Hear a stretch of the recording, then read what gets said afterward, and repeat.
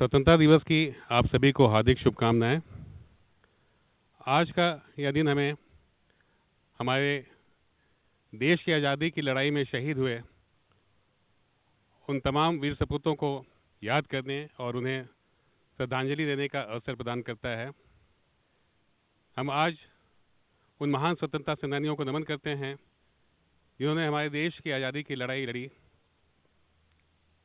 हम आज गर्व के साथ कह सकते हैं कि हमारा देश, हमारा आज़ाद भारत विश्व के अग्रणी देशों में से एक है।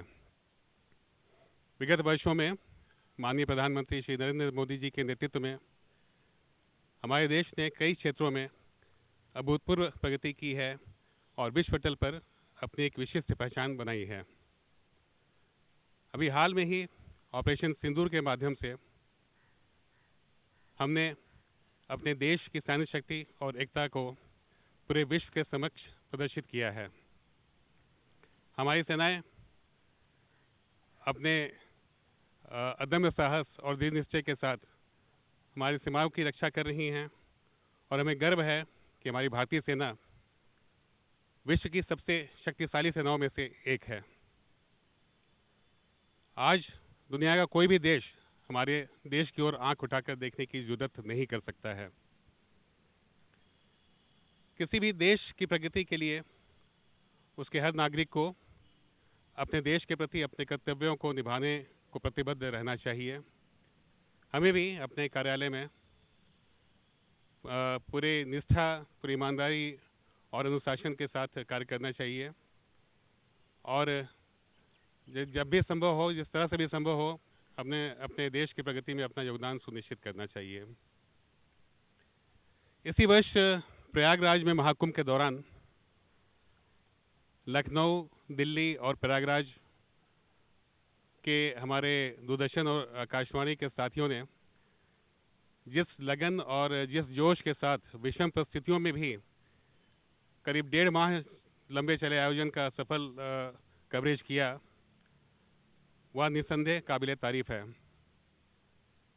अभी कुछ दिनों पहले BCS रत्न अवार्ड सेरेमनी में दूरदर्शन को legacy broadcaster of the nation का पुरस्कार प्राप्त हुआ और हमारे OTT channel, OTT platform waves को बेस्ट डेब्यू OTT प्लेटफॉर्म 2025 के पुरस्कार से सम्मानित किया गया।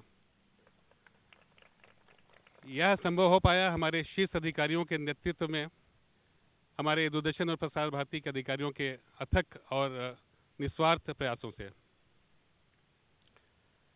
हमें अपने व्यक्तिगत जीवन में भी एक अच्छे नागरिक सा आचरण रखना चाहिए। वृद्धों और गरीबों की यथासंभव मदद करनी चाहिए और महिलाओं का पूरा सम्मान करना चाहिए। अपने कार्यस्थल के साथ साथ अपने घरों और अपने पास पड़ोस में स्वच्छता का ध्यान रखना चाहिए। ऐसे कई छोटे छोटे कार्य हैं जिनके माध्यम से हम अपने देश के प्रति अपने कर्तव्यों को प्रदर्शित कर सकते हैं।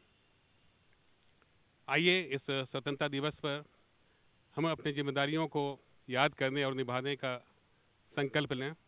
आइए हम सब मिलकर अपने देश को मजबूत और समृद्ध बनाने का प्रयास करें। धन्यवाद। जय हिंद, जय भारत।